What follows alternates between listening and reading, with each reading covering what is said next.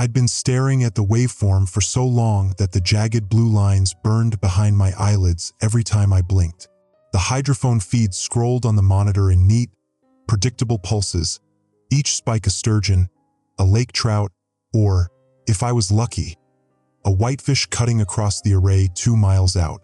At 2:47 in the morning, the lighthouse was silent except for the soft hum of servers and the tick-tick of a dying fluorescent bulb overhead.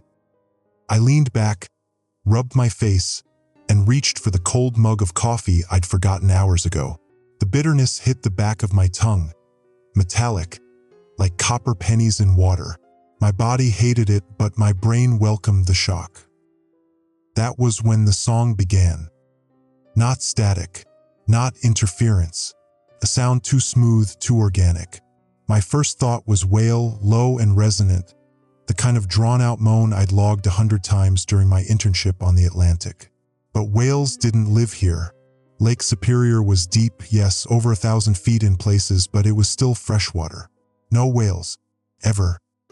I froze, hand hovering over the gain knob. The speakers filled with a rising note, long and mournful, like something alive pressing its mouth to the microphone on the lakebed. It wasn't the distortion of ships, and it wasn't geological noise. I knew those profiles. This was biological. My pulse spiked. This was career-making. Impossible whale songs in the Great Lakes. I could write a dozen papers. Hell, I could ride this to tenure before 30.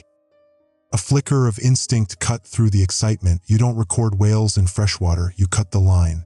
The thought startled me, sharp and primitive, like something I'd heard long ago but never believed. I should have pulled the plug right then. I should have destroyed the array, fried the system, smashed the damn speakers. Instead, I cranked the gain. The waveform danced wildly, sharper now, like the sound wanted to etch itself into the graph. Another note joined the first, harmonizing. My office smelled faintly of ozone, as if the electronics themselves were sweating. Then my phone buzzed against the desk. Emma, always awake at stupid hours. I thumbed the notification open. Emma, 1:52 a.m. Jakey, these alerts are nuts tonight. Sirens keep going off. They're talking about water temps? Like you are fish shit, lol. I laughed under my breath, shaking my head. Emergency alerts cross-referencing my research? Coincidence? Emma lived 50 miles downshore in Grand Marais, and the town system was always glitching during storms. Another text rolled in. Emma, 1:56 a.m. Swear to God it said hydroacoustic anomaly. Like what even is that? I started to type back, probably nothing, go to bed, but stopped when the speakers flared again. The song had changed. Not a moan now, but something closer to a melody. Shorter phrases climbing and falling, almost like singing. My stomach tightened. It was too patterned, too intentional. The fluorescent light above me buzzed louder, flickering. I glanced up. In the corner of my eye, the hydrophone display redrew itself. Random strings of text across the screen. Consultation required. Dr. Jacob Rudd. Aquatic research alert. The words blinked, then dissolved back into sonar traces. My throat went dry. The EAS terminal on the wall, an old boxy radio receiver mandated for all research outposts, crackled to life. That hideous tone, the one that meant tornadoes or missing children, screeched through the room. My heart jumped into my throat. This is an aquatic research alert. Dr. Jacob Rudd. Immediate consultation required. The voice was automated, metallic, but it said my name. Not just my name, my title. My brand new, still smelling of ink doctorate. I sat frozen, the hum of the servers suddenly oppressive. My reflection in the dark window looked pale, wide-eyed. I tried to rationalize. Maybe the county dispatcher had pulled my name from some database. Maybe they'd integrated local research contacts into the alert system. Logical, bureaucratic explanations. Still, my skin crawled. The radio popped again. Static bled into the room like a hiss of steam. Hydroacoustic data anomaly detected. Dr. Jacob Rudd, proceed to consultation. The tone under the words was wrong, like the wail of a siren stretched into something almost melodic, almost sung. I forced myself to stand. My chair rolled back into the desk with a thud. My knees felt weak. I crossed the room and flicked the radio's power switch. The box clicked silent, but the speakers on my workstation hissed. "Dr. Rudd," the voice whispered, fragmented through static. "Consultation required." The lights flickered again, plunging the room into near dark before buzzing back on. My heart pounded so hard I felt it in my throat. Another vibration from my phone. Emma again. "Emma, 2:12 a.m. This is so messed up. The sirens are like, singing now? I'm recording." I stared at her message until the words blurred. Singing sirens. My speakers hummed, almost in harmony with her text. I wanted to text her back, to joke, to brush it off. But something in me clenched tight, a cold certainty. She was hearing what I was hearing. The emergency alert system wasn't glitching. It wasn't broadcasting to the public. It was broadcasting to me. My monitors flickered. Evacuation route maps filled the screen, every arrow pointing toward the lake. I gripped the desk hard enough my knuckles whitened. The old lighthouse groaned around me, timber bones flexing in the night wind. I could taste salt on my lips, though the air was freshwater damp. For the first time in my life, I thought, maybe Emma had been right all those summers. Maybe there really had been singing in the water. I'd mocked her, said it was just her imagination. But the sound pressing against my ears now wasn't imagination. It was a call. I told myself I wasn't scared, just curious. That's what I do, investigate anomalies, record, analyze, publish. That's what separates science from folklore. Still, my hands shook as I reached for the record button. The hydrophones roared. The melody rose. The ozone stench thickened, burning the back of my throat. My phone buzzed one last time. "Emma, 2:19 a.m. Jakey." They said your name. The glow from my monitors painted the room in sickly blues and greens, the sonar lines scrolling like a cardiogram gone wrong. Emma's last text still pulsed at the corner of my screen. "Jakey, they said your name." I told myself it was a system hiccup, an error in the relay, data misrouted through the county's emergency channel. Anything except what it felt like, a voice in the dark calling me out by name. The yes box on the wall let out another tone, the kind that starts low, rises until your teeth ache. "This is an aquatic research alert. Dr. Jacob Rudd, immediate consultation required. Proceed to Shoreline Station." Shoreline Station? There was no such designation in any of the emergency protocols. I'd memorized them while setting up the outpost. Inland shelters, elevated terrain, never toward the water. But the routes blinking on my screens all ended in the lake. The taste of copper spread across my tongue again, sharp as blood. I pushed back from the desk, pacing. My socks stuck slightly to the floorboards, damp with the lighthouse's constant humidity. The air carried that faint ozone tang, stronger now, like the moment just before lightning splits the sky. The radio's static deepened. I turned back. New text scrolled across the hydrophone window. Coordinates transmitted. Consultation required. I leaned closer. The numbers pulsed in rhythm with the sonar. Coordinates plotted somewhere east of my array. My breath fogged the glass of the monitor. I wiped it with my sleeve, heart racing. This was absurd. Emergency systems didn't know my research. They didn't generate coordinates, let alone deliver them directly to a lone graduate researcher. For a second, I thought about pulling the plug. My hand hovered over the server's main power switch. If I shut it all down, the voice would vanish, and maybe I could convince myself I'd imagined it. My body begged for it: kill the feed, walk inland, forget the coordinates. But the notebook on my desk pulled my eye. Blank page, waiting for discovery. And yet, this was data.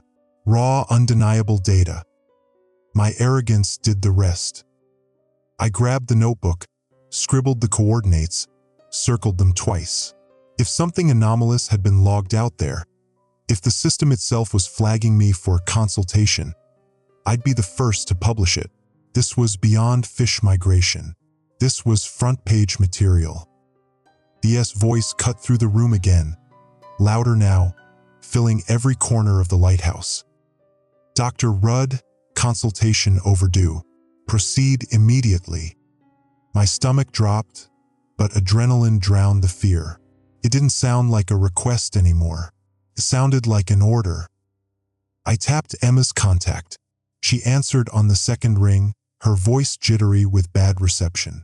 "Jakey, are you getting these too? They just went off again." The whole town's phones lit up, but they said your full name this time, like your doctor title and everything. People are posting about it. Everyone's freaking out. Her words buzzed like static in my ear. The idea of strangers hearing my name over a statewide system should have been horrifying. Instead, my pulse quickened with a sick sort of pride. I defended my dissertation only months ago.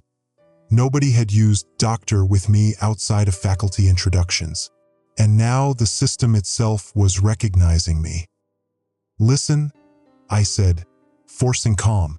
"It's probably a routing glitch. Maybe the EAS tapped into Noah's hydrophone data and cross-indexed it with the local research logs. Nothing to worry about." "You're such a liar," she said softly. "You sound scared." I swallowed. The truth was, she wasn't wrong. Fear threaded through every nerve, but pride kept my mouth moving. "It's fine, Em. Get some sleep. I'll check the coordinates." "Wait, you're not." I hung up before she could finish. The tone shrieked again, rattling my teeth. "Dr. Jacob Rudd, proceed to Shoreline Station immediately. Evacuation routes active." The monitors redrew, displaying route maps again. All lines pointed east, straight into the lake. The pixels bled at the edges, as if water was seeping into the screen. I reached out, touched the glass. My fingertips came away damp. My heart lurched. The floorboards creaked under my weight as I stumbled back. Damp air pressed against me, heavier, like the lake itself was breathing into the room. I thought I heard singing in the hiss of the speakers, a woman's voice winding through the static, humming a melody I almost recognized from childhood. I clenched my fists, grounding myself in the rational. Data first, fear later. I scribbled the coordinates into my logbook, added the note: EAS cross-communication anomaly, possible environmental flagging protocol. Even as I wrote it, my handwriting trembled. The lighthouse groaned again, a low vibration traveling up through the soles of my feet. The emergency alert voice dropped its metallic monotone for a moment, slipping into something stranger, like the sound of words stretched under deep water pressure. Consultation required. I snapped my head toward the speaker. The voice had bent, no longer purely synthetic, almost human, almost female. My throat went dry. Emma's texts replayed in my mind. Sirens are singing now. I'm recording. I should have turned everything off, killed the power, pulled the servers, walked inland until the signal faded. Instead, I stood rooted, listening. My reflection on the monitor looked alien. Pale, wide-eyed, mouth slightly open. "Dr. Rudd," the voice repeated, lower now, coaxing. "Consultation. Now." I felt the word now vibrate in my chest cavity, as though the sound itself were inside me. I whispered aloud before I could stop myself, "Okay." My voice sounded small in the big, empty room. I reached for the boat keys hanging on the peg by the door. My fingers closed around the cold metal, slick with condensation. And just like that, I'd broken the first rule. The night air outside slapped cold against my face, sharp enough to sting the inside of my nostrils. Lake Superior stretched black to the horizon, the water absorbing the starlight until it looked bottomless. The lighthouse beam swept across the surface like a blind eye, catching nothing. I tightened my grip on the boat keys. For a second, standing there on the weathered dock, I almost turned back. The lighthouse loomed behind me, its old bones creaking, and the idea of sealing myself inside, ignoring everything, seemed almost sane. Then the radio on my hip screeched to life. Dr. Jacob Rudd, consultation overdue. Coordinates active. Proceed now. The same cold authority, like a bureaucrat fused with a storm. Every part of me knew I should ignore it. That was the first damn rule I'd ever heard whispered by other grad students online. Never answer an alert that calls you by name. But the name was mine. My data. My chance. I wasn't going to walk away. I climbed into the outboard skiff, metal hull groaning under my weight. The smell of gasoline and lakeweed mixed, acrid and earthy. I shoved the key into the ignition and twisted. The engine coughed awake, loud against the vast silence. As I untied the mooring rope, the hydrophone array buzzed faintly in my head through the handheld receiver. A low hum, almost like a pulse. It beat in rhythm with my own heart. The lake swallowed the skiff hole as I pushed out. Water slapped the sides, cold mist coating my cheeks. Every splash seemed amplified, like the lake wanted me to hear how small I was against it. The coordinates glowed on my GPS screen, pulsing red. Eastward about a mile, straight over deep water. Halfway there, the S-tone shrieked again.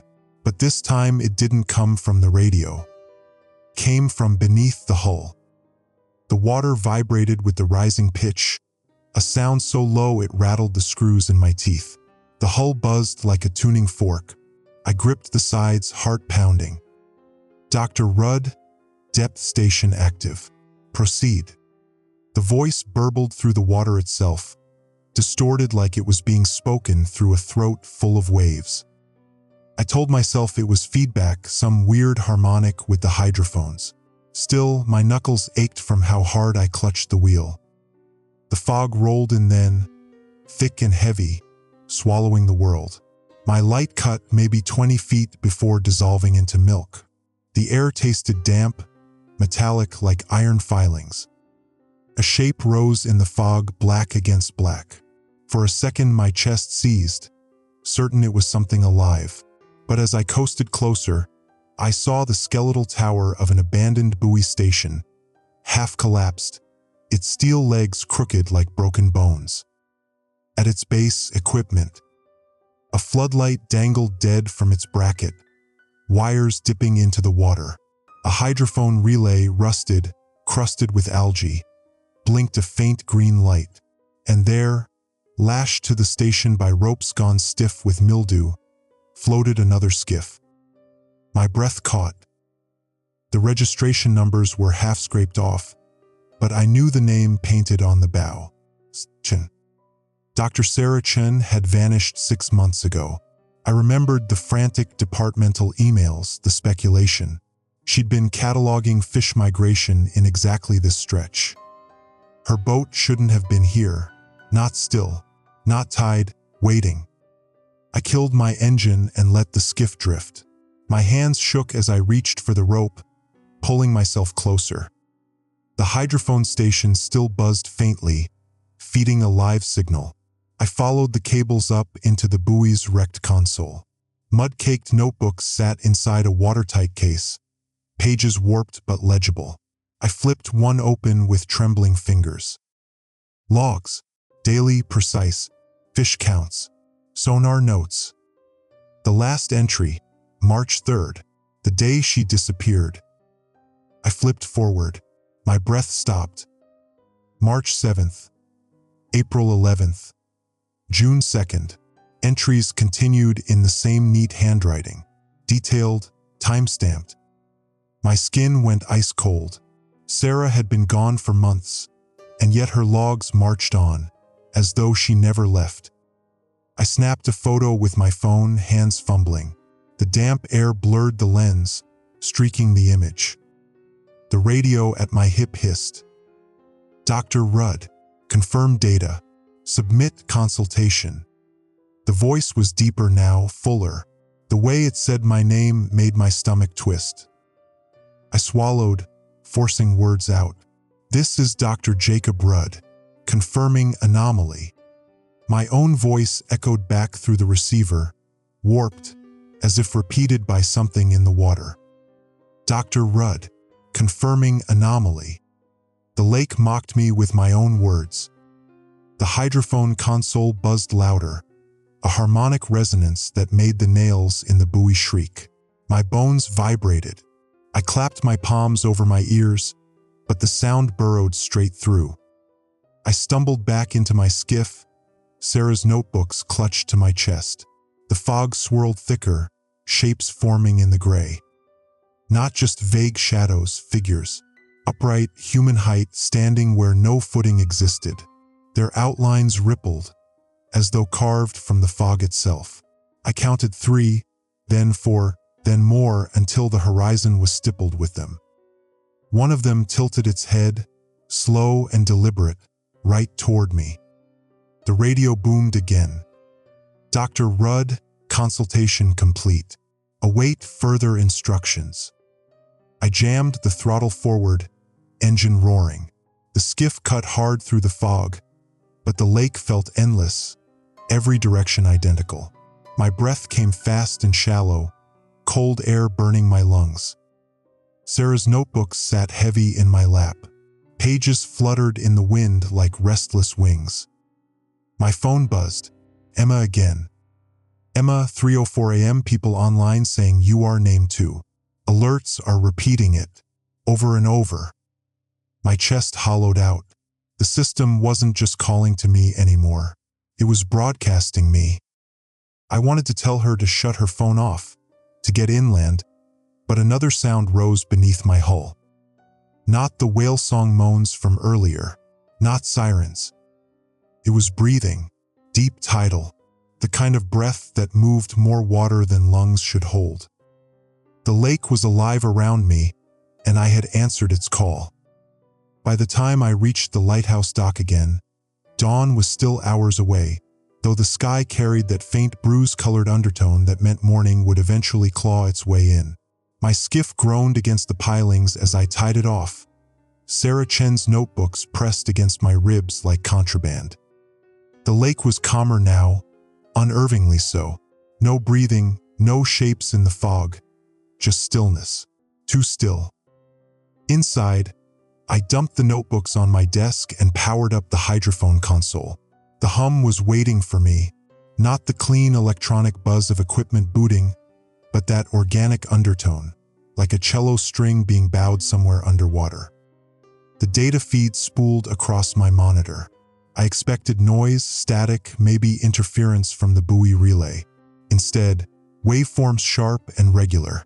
Something had been vocalizing steadily while I was gone. I pressed play. At first, the sound was exactly what I'd heard out on the lake. Long, moaning calls, each one drawn out like a groan echoing across canyons. Whale song. Whales. In fresh water. I should have shut it down. Yanked the power, smashed the drive. That was the rule whispered in every half-joking thread. The one I'd dismissed. If your freshwater array records whales, kill it before it records you. My hand hovered over the switch. I could kill the feed now, bury it, pretend I'd never heard it. The thought of throwing away something this extraordinary made bile rise in my throat.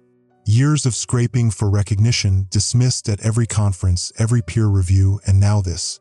Proof. My fingers trembled on the switch. Then I pulled them back. Instead, I leaned closer, adjusting the gain. My pulse raced with excitement. This wasn't error. This was discovery. I filtered the spectrogram, isolating harmonics. The pattern resolved into something too structured. Phrases, repetitions, almost like words. The air in the room thickened. My skin prickled. The whales weren't singing. They were speaking. And not in any language I knew. I slowed the playback, isolating syllables. The sound stretched into long vowels, lilting consonants, carrying a cadence I half recognized. Something I'd skimmed in a paper years ago, one I'd filed under anthropological fluff. Ojibwe. My stomach turned. The water was speaking in a tongue I'd ignored. Before I could process that, the console speakers erupted in static. Sharp, needling bursts of S-tones bled over the whale calls, like two broadcasts fighting for dominance. The emergency chime warped mid-pitch, then slid seamlessly into another voice. Document anomaly. Submit to record. The same command I'd heard out on the water, but layered now with that moaning cadence, Ojibwe syllables threading through English words like veins. I froze, headphones halfway off.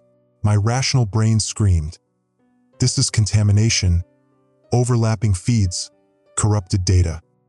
But another part of me, a smaller, older part, whispered, "It knows you're listening. It's shaping itself to you." My phone buzzed, rattling across the desk. Emma again. Emma, 3:31 a.m. Dude, these alerts are weirder now. Listen. She sent a video, grainy, shot from her bedroom window. Sirens wailed outside, but they weren't steady tones. They dipped and swelled like voices caught in wind. Between them, words, soft but clear. "Come back to the water." I dropped the phone, pulse hammering in my ears. The hydrophone console screamed another burst of tone, then spat out something impossible. My own voice. Confirming anomaly. The words I'd spoken out on the water, replayed perfectly, but drawn out until they dissolved into that Ojibwe cadence, as though my voice had been absorbed, translated, and now echoed back as scripture. I staggered back, chair legs screeching on tile. The smell of ozone filled the room, stinging my nose. Moisture beaded across the monitors, droplets forming as though the lake itself had seeped inside. I wiped a sleeve across the glass. The droplets smeared into shapes. Figures standing in a row, like the ones I'd seen in the fog. I blinked hard, heart in my throat. When I looked again, they were gone, only streaks of water left. The console speakers hissed, then snapped to silence. For a moment, blessed quiet. Then a new sound rose, a heartbeat. Low, bass-heavy thumps, inhumanly slow. My hydrophones were picking up a pulse from the lakebed itself. Every thud vibrated through the floorboards, sinking to my chest until I couldn't tell if I was feeling my own blood or something else's. My hand drifted back toward the power switch. I could end this, smash the drives, cut the array. But the thought burned, if I destroyed it, no one would ever believe me. I pulled my hand back again. Instead, I leaned over the console, hands shaking, and hit record. The waveform etched across the screen, jagged, alive. The heartbeat and the song layering into something that looked almost like writing. My phone buzzed again. Emma. Emma, 3:46 a.m. People are saying the sirens are singing now. Like actual words. This is bad, Jake. I typed with trembling fingers. Stay inside. Don't answer them. But before I could send it, the power flickered. The overhead lights stuttered, plunging the room into a rhythm of light and dark that matched the pulse from the speakers. In one flash, the monitors were blank. In the next, they displayed lines of text that weren't mine. Logs, notes, my name signed at the bottom. I scrolled, blood draining from my face. Entire pages of research appeared, hydrophone data, annotated in my voice. Except I hadn't written them. One line repeated. Jacob Rudd confirms singing migration. Jacob Rudd confirms. The console beeped. Another alert scrolled across the screen, scarlet letters bleeding through the static. Submission accepted. Await further instruction. The hydrophone feed clicked off. Silence fell. The smell of lake water lingered, thick and briny, as though the walls themselves had inhaled deep. My breath came ragged. My hands trembled above the keys. I stared at the final line until the words blurred. I wasn't just documenting the anomaly anymore. It was documenting me. The lighthouse felt smaller by the minute, as if the walls were inching closer while the lake pressed in from all sides. I left the console running but muted, afraid of silence yet more afraid of sound. The monitors glowed faint green, the logs I hadn't written still frozen on the screen. I paced the narrow hallway, boards creaking under my boots. The air smelled damp, like mildew mixed with iron. The scent of a basement left flooded too long. When my phone buzzed again, I snatched it up like a lifeline. Emma. Emma, 4:02 a.m. The alert said UR name again. But not just Dr. Rudd this time. A cold knot tightened in my chest. The phone chimed again before I could type. Emma, 4:03 a.m. Jake. They said Jakey. My heart stopped. Nobody used that name. Nobody but her. And just like that, the back of my mind whispered the warning I'd brushed off a dozen times online. Never trust alerts that call you by your nickname. Rule 3. The one I'd mocked as too specific, too childish to matter. Now it was happening, and I was already in too deep. As if on cue, the lighthouse radio, my backup emergency receiver, crackled to life. A burst of static, then the familiar two-tone alert, bending mid-pitch until it resembled something almost playful. Jakey, evacuation notice in effect. Jakey, please return to the water. The voice wasn't robotic anymore. It was softer, lilting, threaded with something that sounded disturbingly familiar. Emma's cadence. I stumbled back, nearly dropping the phone. No, you don't get to do that. My voice broke harsher than I meant. The speakers hissed again, and this time the sound wasn't tones. It was laughter. Not full, but half-formed, like the idea of laughter spoken by someone who had only ever heard it secondhand. The hydrophone console pinged, lights stuttering. New waveforms jittered across the display. I leaned in, dread coiling. They weren't abstract. They were words. J-A-E, J-A-E, J-A-E. Repeating, scrolling endlessly, my name branded into the water's voice.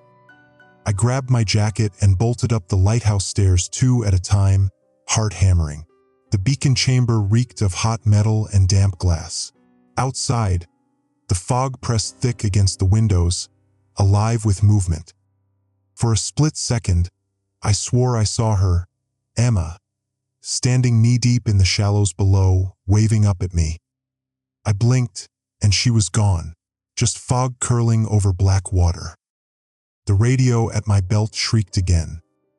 Jakey, don't be afraid. You heard us too when you were little. You just forgot. My knees buckled. The childhood memory slammed back. Emma and I on this very shore years ago, her telling me she heard singing beneath the waves. I had laughed, told her it was waves on rock, just natural acoustics. I had forgotten. I had wanted to forget. Now the lake was digging through my past and throwing it back at me. I gripped the railing so hard the metal bit into my palms. My pride tried to frame it as coincidence, some data leak, maybe even a hoaxer piggybacking the system. But in my gut I knew. The lake wasn't just speaking, it was studying. I thundered back down the stairs, desperate for another voice. Any human voice. My fingers shook as I punched Emma's number. It rang, then clicked. Her voice came through, soft and dreamy, like she'd just woken. Jakey, I told you, remember? I told you it sings." My blood froze. "Emma? Where are you?" Static swallowed her words. Then the S tones bled through, bending upward like a chorus. "Jakey, document this. Jakey, it's warm in the water." I slammed the phone down, breath ragged. My whole body shook. The console speakers downstairs roared back to life, louder than before. Not tones, not whale song, singing. A lullaby. One Emma used to hum when she was 6, both of us lying awake in our grandparents' cabin by the lake. It was impossible.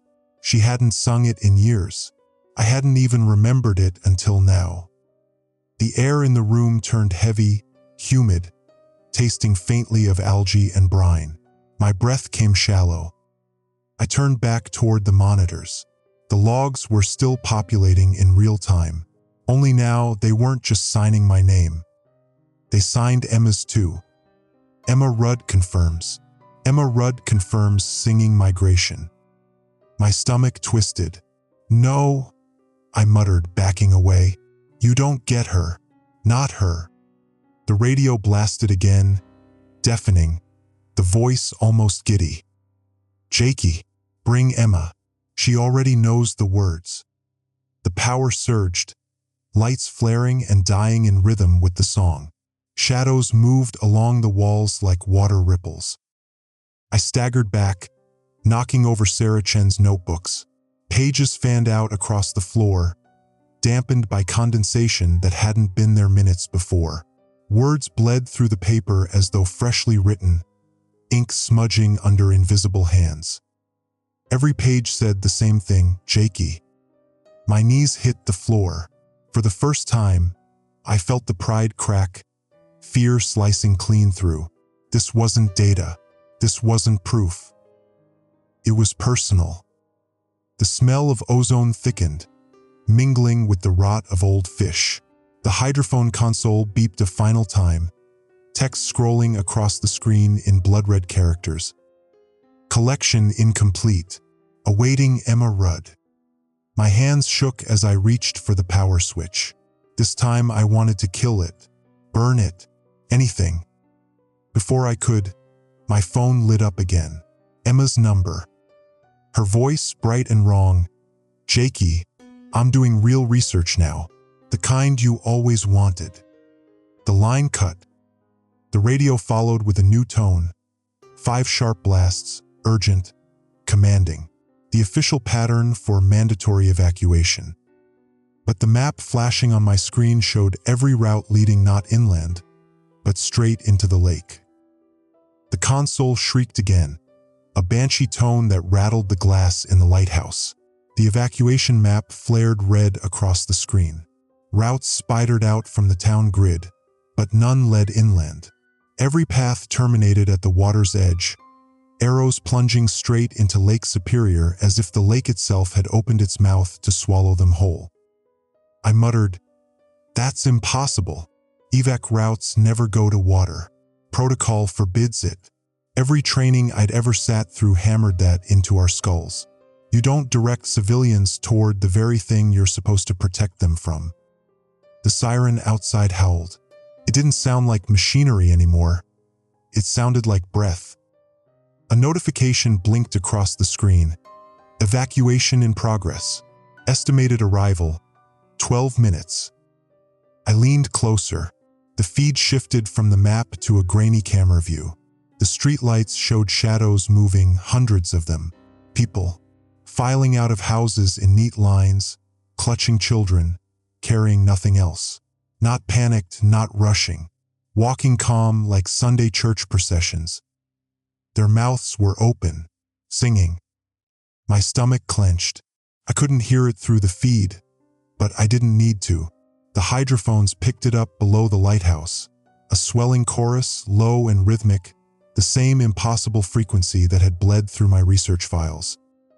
I told myself it was mimicry, feedback loops, anything but what it felt like, a call and response between land and water. Then my phone buzzed. "Emma, a video link." I opened it with shaking hands. Her TikTok, a shaky clip of townsfolk moving past her school gym, faces slack, eyes glassy. She whispered over the footage. "They're all going to the lake. They're humming Jakey. It's the same tune you used to say you couldn't hear." Her voice cracked on that word, Jakey. I flinched. The alerts weren't the only ones using it now. My hydrophones thumped, like a heartbeat, slow and vast. The floorboards shuddered. A damp patch spread across the wood beneath the console, dark water seeping upward as if the lake were bleeding into the room. The smell of algae and rot swarmed my nose. The singing wasn't static anymore. It was melody, low, rising, falling, braided with the alert tones until the difference blurred. My first instinct was to label it mimicry, just noise filtered through the lake, nothing more. But the cadence lodged in me. Familiar. I froze, knuckles white on the console. I'd read fragments of it in Dr. Littlewolf's papers. The transcribed patterns, she swore, were old Ojibwe water songs. I dismissed them as folklore, quaint cultural artifacts, irrelevant to migration charts. Now the notes threaded through my hydrophones, perfect, living, undeniable. For a second, just a second, I wanted to say it out loud. It's Ojibwe. She was right. I was wrong. The words crawled up my throat and lodged there like a fishbone. My ego slammed down hard, crushing the thought before it could surface. If I admitted it, even privately, it meant everything I'd dismissed was real, and I wasn't ready to carry that weight. The console screen pulsed red, migration in progress. I swallowed, muttering instead, "It's just mimicry, just signal bleed." But the song kept rising, wrapping the lighthouse in sound until I couldn't tell if it came from the speakers, the lake, or somewhere deep inside my chest. The floorboards groaned under sudden weight. I jerked up, a silhouette pressed against the fogged glass of the lighthouse window, human-shaped, still, watching. I stumbled back, grabbed the flare gun from the wall rack. The shape didn't move. It only tilted its head, slow as kelp in a current. My console buzzed again. Another alert. Dr. Jacob Rudd, evacuation complete. Please proceed to water access point. And then, beneath it, smaller text scrolling, don't resist. Migration ensures survival.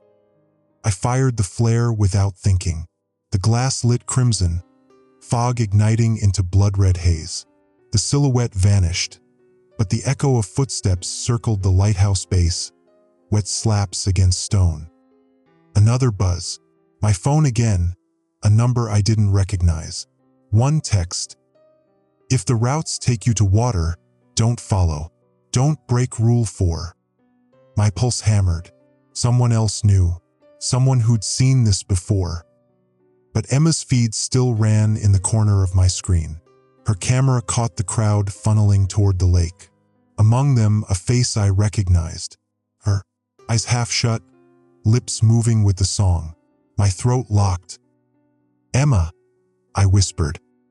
The fog outside the lighthouse thickened, pressing into the glass like a living thing. The sirens wound higher, warping until they almost matched the lullaby she used to hum as a kid. And for the first time, I couldn't tell if the voice calling me out there belonged to my sister or to the lake itself. The fog didn't just press against the windows anymore. It seeped through the cracks, carrying the lake's stench with it. Brackish, metallic, tinged with rot. The damp crawled up my arms as if the lighthouse itself had been soaked and left to mildew. The console's display burned red. Evacuation complete. Proceed to deep water stations. Every arrow on the town map blinked toward the shoreline. All the evacuation shelters, high schools, gymnasiums, churches, they'd been erased, rewritten. The only safe zones now pulsed at water access points. Piers, docks, marinas. Rule 4 surfaced in my mind like a warning buoy. Don't follow routes that led toward deep water. I gripped the desk until my knuckles ached. Whoever had texted me before, they'd seen this too. The rules weren't random. They were survival instructions, and I'd already broken 3. A new line scrolled across the bottom of the alert. Dr. Jacob Rudd, field expertise required. Confirm aquatic migration. The system wasn't just directing civilians anymore. It was recruiting me. The hydrophones pulsed with another thrum, deeper this time. I thought of whale hearts beating, vast and slow, except these weren't whales. My equipment shouldn't even register signals that strong in freshwater. But the array hummed like it had been grafted into something much larger. Something alive. Static bled through the speakers, then shaped itself into syllables. Ojibwe again, the same melody I'd almost admitted to hearing. It filled the room until the glass vibrated, until the hairs on my arms rose. Rule 5 cut sharp in my head. If you hear the singing, admit you were wrong. I opened my mouth. The words balanced on my tongue. It's Ojibwe. Dr. Little Wolf was right. I was wrong. My pride squeezed my throat shut, saying it would shatter everything I'd built. My research, my defense, the foundation of my career. Couldn't let it collapse, not even now. Instead, I whispered the lie I needed. It's mimicry. Just mimicry. The console beeped. Migration confirmed. Dr. Rudd, deploy to shoreline. The fog shifted outside. Through the window, I saw figures moving along the beach below the cliffs. Dozens, maybe hundreds, their outlines blurred, all headed toward the water. Their motion was too synchronized, like one body chopped into pieces, stitched back together. And among them, Emma. My stomach plunged. She was half lit by a floodlight, her phone still clutched in her hand. Her head tilted toward the lake as if listening to someone whisper. Her hair clung damp to her face, her lips moving with the song. Emma! I slammed my palms against the glass. She didn't look up. My phone buzzed again. A video call request. Emma's number. I answered, breathless. The feed was grainy, wet. She was waist deep in the lake, water lapping against her hoodie. Her eyes didn't look glassy. They looked bright, almost feverish. Jakey, she said softly, you don't have to be scared. It's research, real research. You always said I was too silly, too online. But look, I'm helping now. She held her notebook above the water. The pages filled themselves, ink crawling like veins across the paper, diagrams I didn't recognize. She wasn't writing, the lake was. Emma, get out of the water, I barked. She smiled faintly. It's warm, warmer than the air. They want us to understand, to record. You'll see. You'll love it. Her voice wasn't entirely hers. Another tone braided through it, harmonic, ancient. The same cadence as the Ojibwe singing. Emma, please. The feed glitched, split screening. On one half, Emma in the water.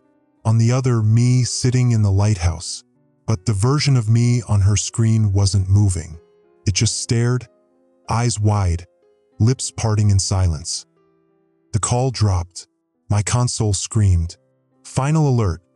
Dr. Jacob Rudd. Report to deep water station in 60 seconds. The sirens outside rose in pitch, carrying words now. Jakey, Jakey, Jakey. I stumbled back from the console. My flare gun lay empty on the floor. The water seeping up through the boards licked higher, soaking into my shoes, climbing my ankles with icy fingers. The lighthouse creaked as if it were sinking. The hydrophones popped. A new feed opened, live audio. Not just whale songs, not just singing. Voices, my colleagues. Field notes, anomaly confirmed. A woman's voice monotone drowned. I recognized it from research papers. Dr. Sarah Chun, missing since March. Recalibrating hydrophone arrays. Another male voice, hollow, like it came from a cave. Dr. Miles Harper, vanished last winter. And then Emma's voice, layered in, Migration in progress. Research team expanding. My chest went cold. They weren't dead. Not exactly. They were preserved, integrated, forced to contribute.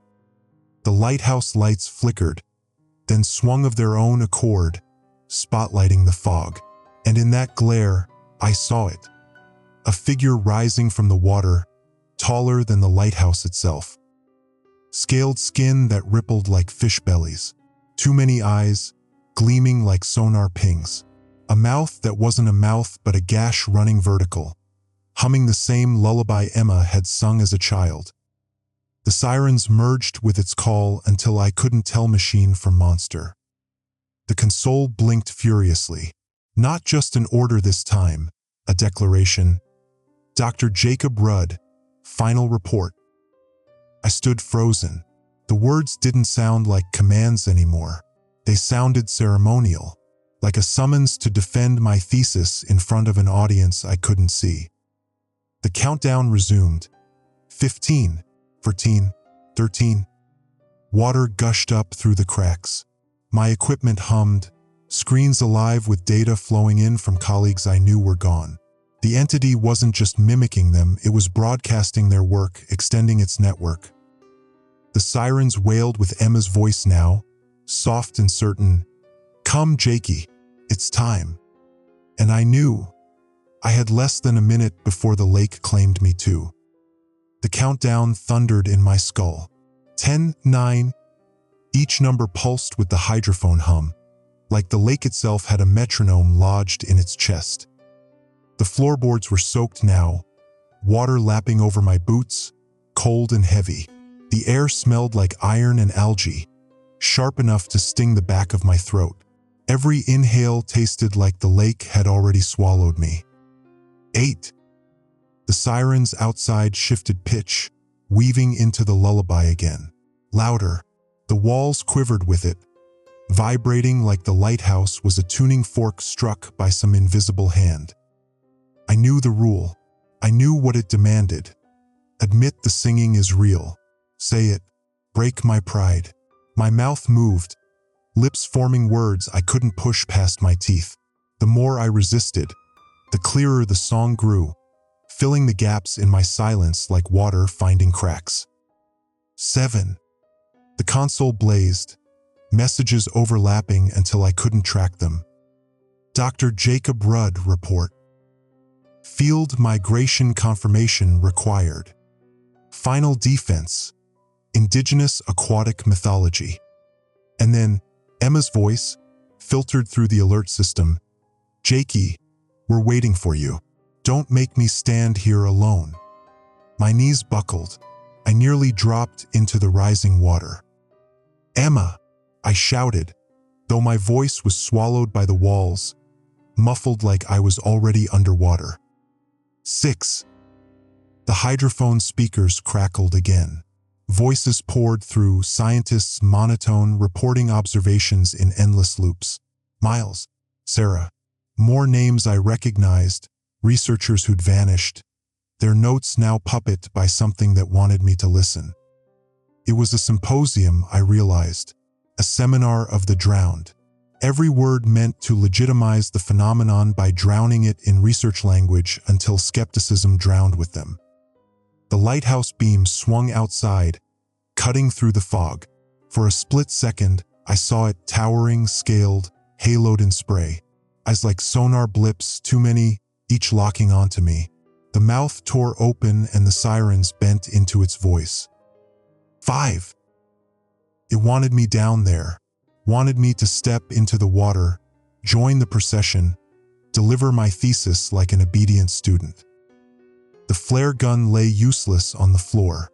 My laptop glowed with corrupted data streams, graphs, sonograms, all rewritten in symbols I didn't recognize. I yanked the plug. Nothing. The screen stayed alive, glowing brighter. 4. The water reached my calves. I staggered back, slammed into the stairwell railing. The lighthouse groaned under the weight. Upstairs, the lantern glass rattled like it might shatter.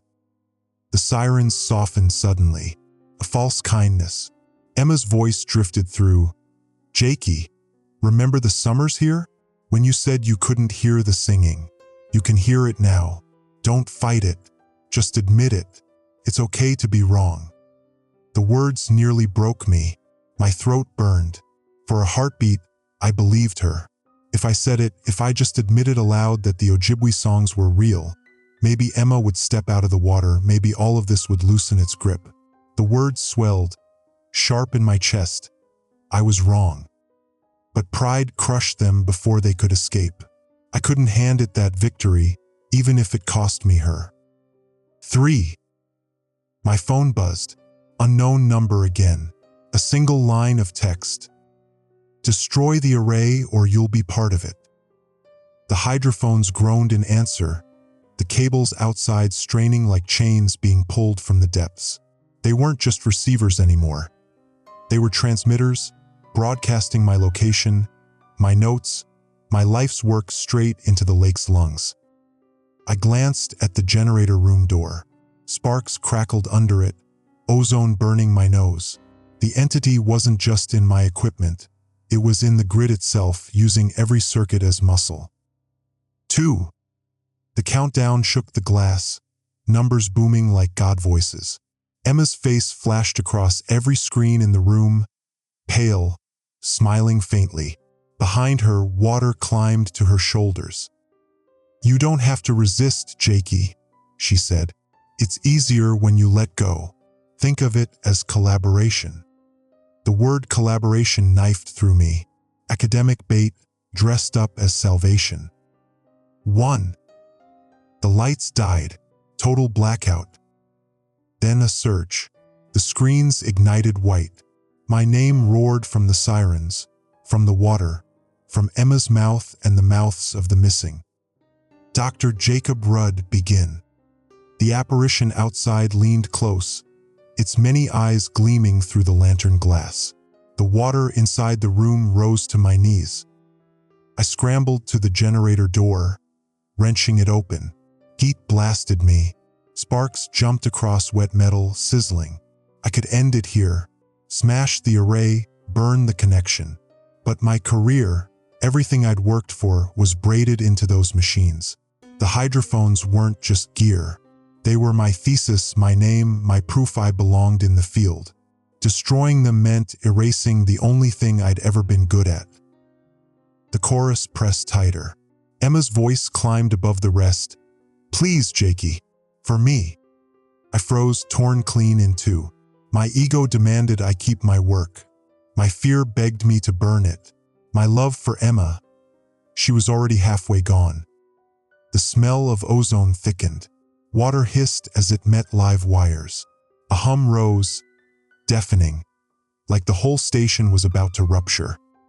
I raised the wrench above my head. For a moment, the song faltered, like the entity was holding its breath. My hand trembled. The thought screamed inside me. If I break this, Emma might vanish. If I don't, I'll vanish with her.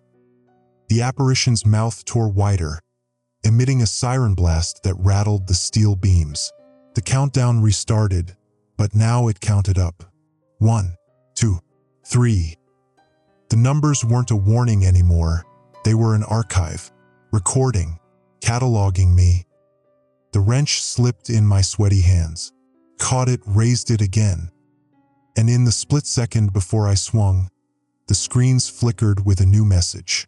Not a command, not a threat, a title. Research Assistant, Dr. Jacob Rudd, pending. My chest locked. It had already written me in. The wrench crashed down. Sparks exploded. The array screamed as metal tore and fire met water. The sound wasn't just mechanical, it was pain. The apparition outside convulsed, its eyes flickering like dying beacons. Emma's face on the screens twisted, glitching, her voice warping into static. The lighthouse shook, fire spread, the water boiled around my legs.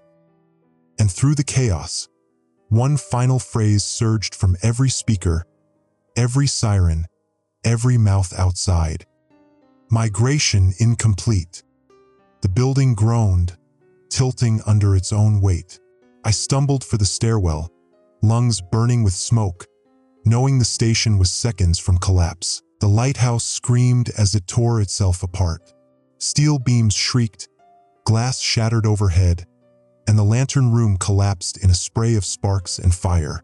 I stumbled down the stairwell, water boiling against my shins, smoke burning my throat. Every step felt like it was sinking with the building. The floor pitched sideways, throwing me against the railing. I slipped, caught myself, staggered again. Behind me, the console exploded, showering sparks across the waterlogged room. The last thing I saw before the stairwell plunged into darkness was the console's final message, flickering and half-burned into the screen. Research Assistant, Dr. Jacob Rudd, incomplete. The walls buckled. I threw myself down the steps, lungs filling with smoke. The smell of burning insulation mixed with algae and brine until my eyes watered. The sound of the sirens didn't fade. It followed me, echoing from the fog outside, from the walls, from the water itself.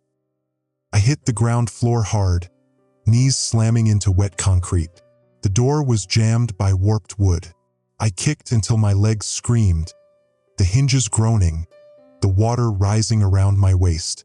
Finally, it burst open, and I staggered out into the night air. Fog swallowed everything. The cliffs were barely outlines, the lake a black mirror at my feet. Behind me, the lighthouse tilted with a groan, then caved in on itself, collapsing into a plume of steam and debris.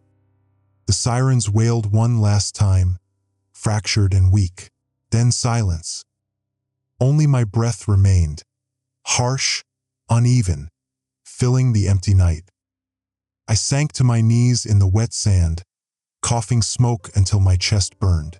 My hands shook uncontrollably. The flare of victory never came. All I felt was raw, hollow dread. The entity hadn't died. I hadn't beaten it. I'd only severed the connection. A soft ripple spread across the lake. Not wind, something moving beneath. I couldn't see it, but I could feel it. A pressure against the air like a giant lung inhaling under the surface. And then, faint, almost too quiet to hear, Emma's voice. "Jakey," came from the water. I staggered up, scanning the shoreline. No one, just fog and stones slick with algae. But the voice came again, stretched thin, as if spoken through static. "Jakey, it's warm. Come back." I stumbled backward, heart hammering. That was when my phone buzzed. Somehow it had survived the collapse, screen cracked but functional. A new message blinked. "S-test, do not ignore." My stomach dropped. The test alert repeated, scrolling again and again. Each cycle the text changed slightly. "S-test, Jacob Rudd, migration resumes." I dropped the phone. It landed face up in the sand, vibrating, the words crawling across the screen like worms. I told myself not to pick it up, but my hands disobeyed, trembling as I lifted it. The moment I touched the glass, the alert tone blared, not from the phone, but from the lake itself. The water shimmered with faint red pulses, timed to the same rhythm. The lake had become the broadcast. I staggered away, nearly tripping over a tangle of kelp washed ashore. My mind screamed at me to run inland, but I froze, paralyzed. Then the fog shifted. A figure stood at the edge of the water. Emma. She was soaked, hair plastered to her face, eyes too wide. Her notebook dangled from one hand, pages dripping ink like veins unraveling into the sand. I stumbled toward her. "Emma!" But the closer I got, the more wrong she became. Her eyes reflected the faint red pulses. Her lips moved, but no sound came, not from her mouth. The voice drifted instead from the lake, pitched too low to belong to her. "Join us, Jakey." My legs locked.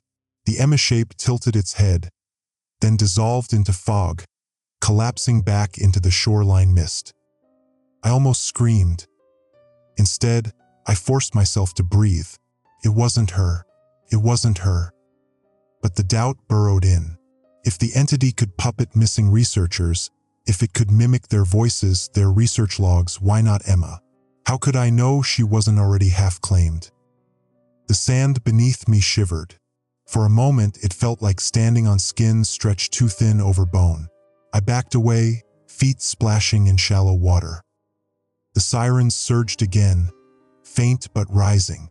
And in the distance, across the lake, I saw lights, not stars, not boats, rows of them, aligned like beacons, glowing faint red through the fog. Another message lit my phone. New station activated. Migration continues. For one reckless instant, my pride surged like a second heartbeat. My mind whispered that I could still salvage this. Map the nodes, track the spread, publish a paper that proved everything. The first to document a non-human broadcast system. Rudd, 2025. Citation immortal. Then another red pulse shivered across the water, and the hands rose out of the sand. Pale, slick, dozens of them pressing toward me, toward the lake. Every finger pointing inward. My chest locked. The fantasy crumbled.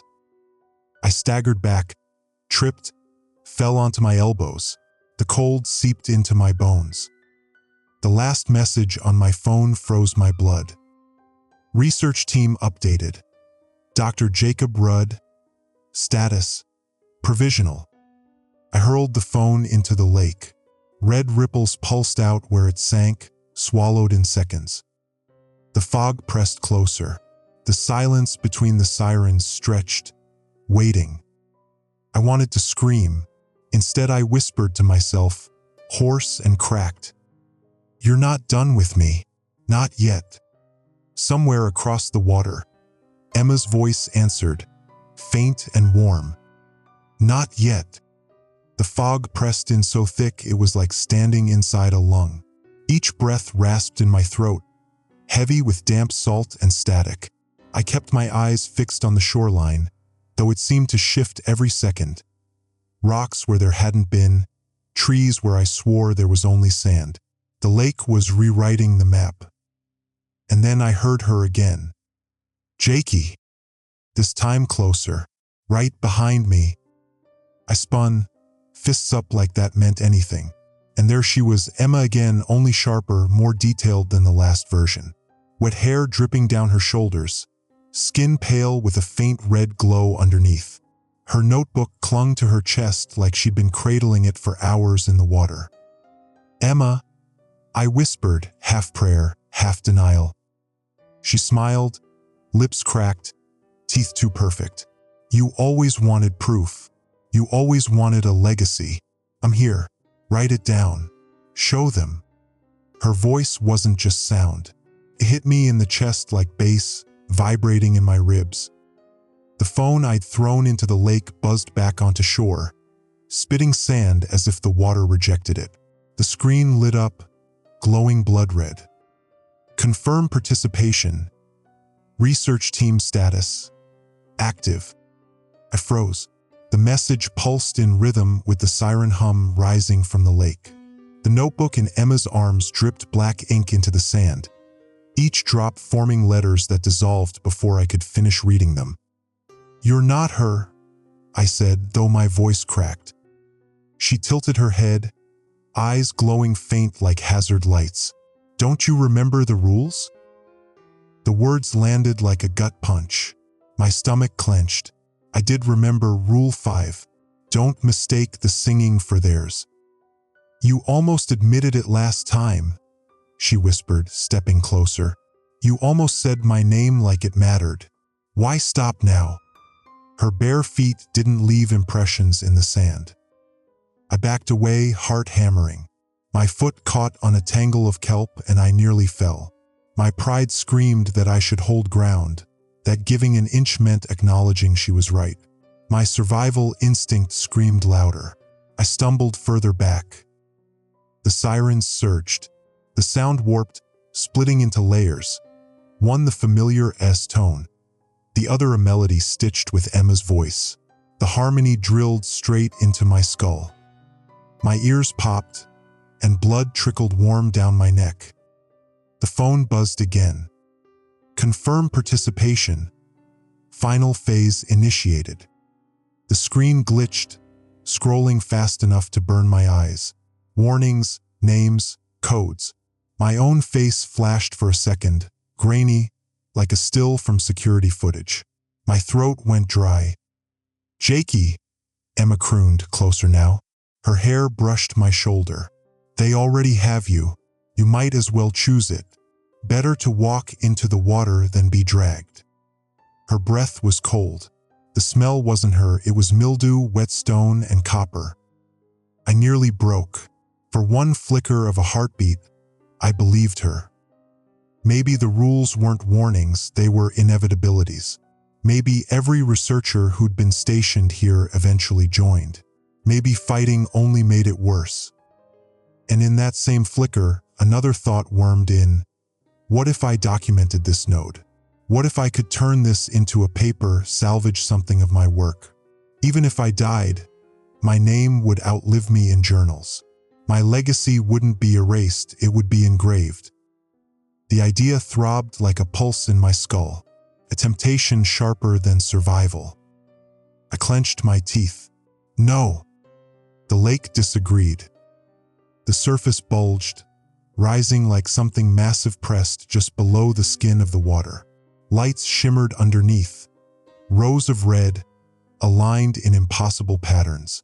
They pulsed in rhythm with my own heartbeat until I couldn't tell if it was mine or the lake's. The Emma thing's hand brushed my cheek. Her skin was ice, but it burned where it touched. "Write it down, Jakey. Be the one who explains us.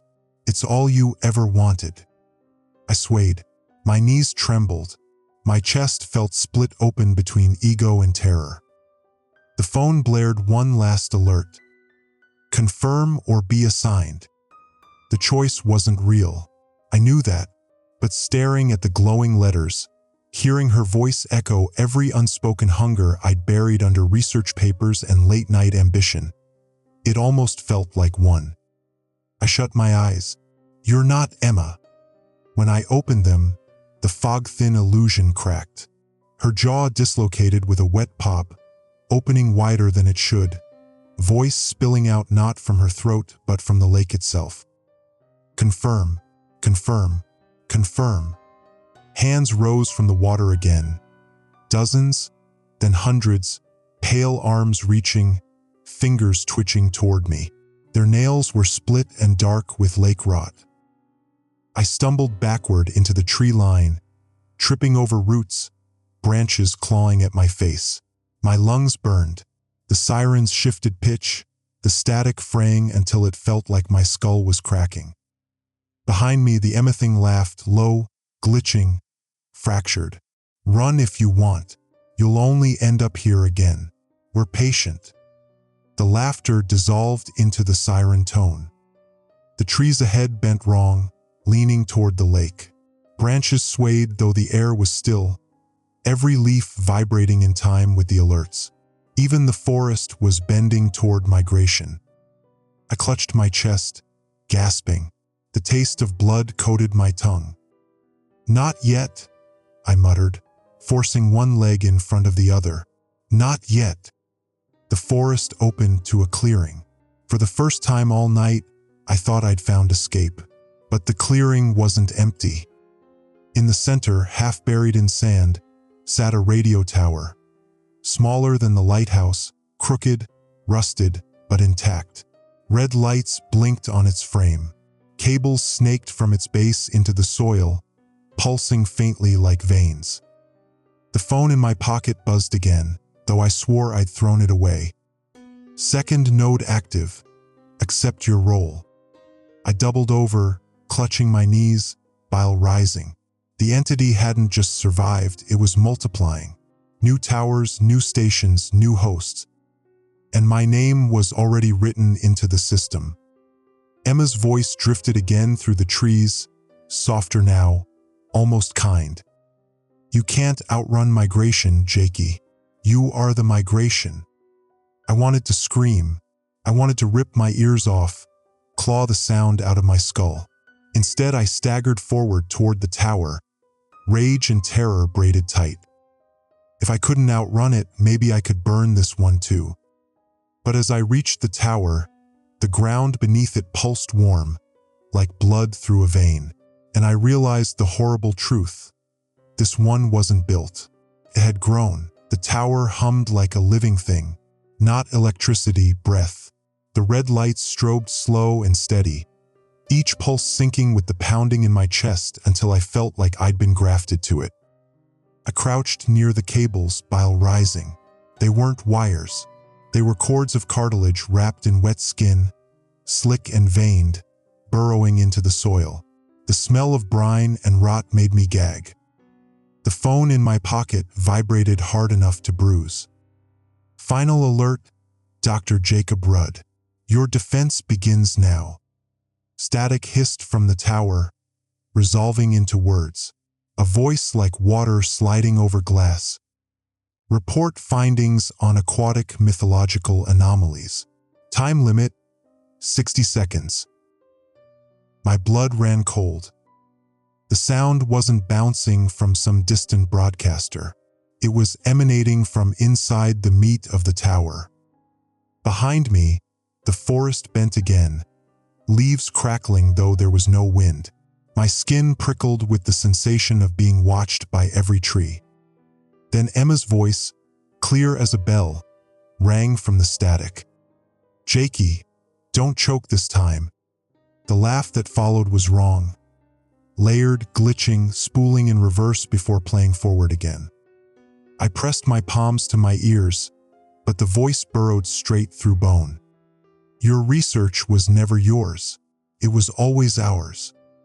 The rules screamed in the back of my mind, everyone I'd ignored like a checklist of failures. I could almost hear Dr. Littlewolf's voice.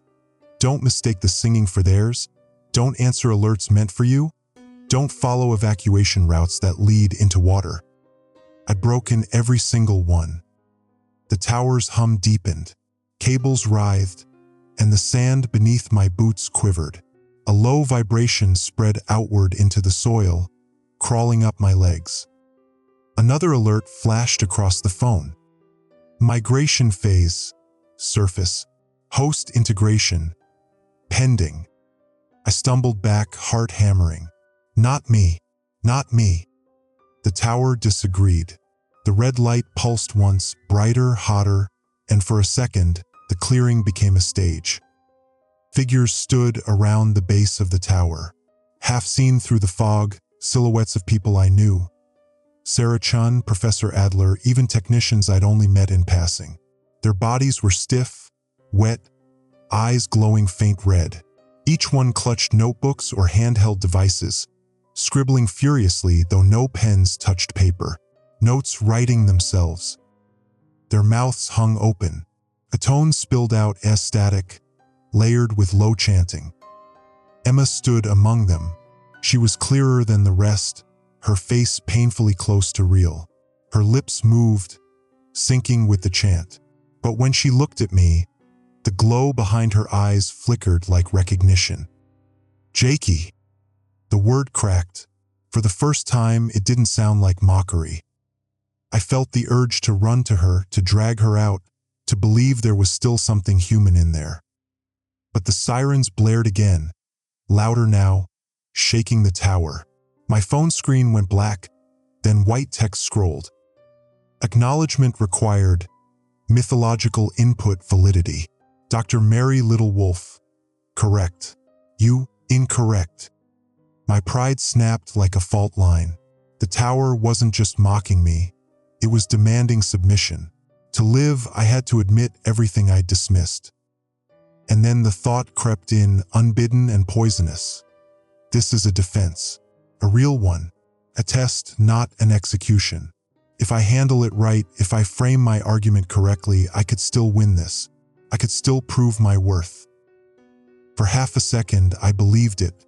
The silhouettes were my committee. The tower was the panel. Emma was the witness. If I nailed this, maybe they'd accept me. The taste of iron filled my mouth. I wanted to scream that I'd been wrong, that Little Wolf had been right, that the singing was real. The words sat on my tongue, heavy as lead. But behind the desperation, the same insidious whisper slid back in. If you admit it, maybe you could still publish. Maybe this is the discovery you've been chasing. The cables pulsed brighter, responding like it had heard the thought. Emma, or what wore her face, took a step forward, her feet gliding across the soil. Say it, Jakey. Admit it. Finish your defense. The siren's shifted tone, morphing into the lullaby she used to hum when we were kids on the lake shore. My vision blurred. I fell to my knees. The soil was warm, wet, pulsing. I pressed my palms to it, and for a terrible moment, I thought I felt a pulse matching mine. The phone screamed in my pocket, vibrating so hard it hurt. Acknowledgement required. 30 seconds remain. The silhouettes around the tower began to move in unison, notebooks lifting, hands twitching. They were waiting for me, an audience of drowned scholars. My lungs burned. My throat locked. I was wrong. The moment the words escaped, the tower shuddered with delight. Cables stretched higher, splitting into branches like veins. The fog brightened red, pulsing in time with the chant. Emma smiled, notebook pressed tight to her chest. For a second, her eyes softened. For a second, I thought I saw her. Then the voice of the lake crashed over hers. Confirmation received. Host integration finalized. Panic ripped through me. No, I hadn't given them everything. I hadn't meant to submit. The phone screen cracked down the middle, glowing white. Welcome, Dr. Jacob Rudd, Assistant Researcher, Migration Division. The silhouettes surged forward, notebooks snapping shut, hands reaching. Their fingers were ice and slime, tugging at my sleeves, my throat. I screamed, thrashing free, ripping my coat open. My breath tore out in ragged bursts. I stumbled backward, grabbing a fallen branch, swinging wildly. Passed straight through them. They weren't entirely physical. Emma leaned close, her face inches from mine. The glow flickered again. Her lips parted. You can still save me, Jakey, or join me, but you have to decide now. The sirens wailed in a crescendo, the tower lights flaring. My ears rang, vision shaking. I collapsed to my knees, the ground vibrating like a drum. And then, cutting through it all, another alert blared. This time not from the phone, but from inside my skull. Final decision. Sacrifice or submission. 10 seconds. My whole body convulsed. My research, my pride, my sister, everything boiled into that countdown. The silhouettes pressed closer, chanting louder, their notebooks filling with ink. Emma's hand reached for mine, trembling, almost human. I clenched my jaw, pulse hammering, vision narrowing. The tower screamed. 5 seconds. The clearing was gone, burned down to a hollowed ring of soil that pulsed like a drumhead. The tower had collapsed into itself, ash whipped away by a wind that smelled of brine and rot. Where Emma had stood, there was only a blackened impression in the dirt, her voice still lingering in the back of my skull like static. I staggered toward the shoreline, flare hissing to nothing in my hand. The lake lay still, glassy, waiting. Sirens bled faintly across the water. No direction, no origin, just circling forever. Somewhere deep, I thought I heard Emma hum a lullaby. My phone buzzed once, then again. Final alert, its verdict crawling across the cracked screen. Status: compromised. Roll messenger. I barked a laugh that cracked into a sob. Messenger. That's what I'd been all along, wasn't it? Not hero, not survivor, just a conduit. A disposable relay in someone else's system. The The soil at my feet twitched, as if agreeing. I opened the Notes app with shaking fingers. My thumb hovered over the keyboard, and for a heartbeat, the old pride stirred. I almost framed it like a paper phenomenology of alert anomalies in Midwestern broadcast systems. I even pictured the abstract, clean bullet points, citations that would make my professors nod. A defense I could still win. But the screen flickered, a shadowy reflection of my own face staring back. My thumb froze. No, that was the trap. Dress it up as research and it would spread, but not as warning, as infection. I forced myself to backspace until the draft was blank. Instead, I typed raw, messy, like a desperate post on a forum. If you ever hear an alert whisper your name, don't answer. If your feed stutters at 3:17 a.m., unplug it. If a face calls you Jake, it isn't me. If the lake sings, don't hum along. If someone asks for a sacrifice, never give it. I hit post. The buzz came again, softer this time. The words shifted one last time. Message received. The screen dimmed. The sirens quieted. But the lullaby on the water didn't stop. It stretched, threading itself into the night like a net. I looked out across the lake, my phone heavy in my palm, and wondered if being the messenger meant I'd warned others, or just invited them in.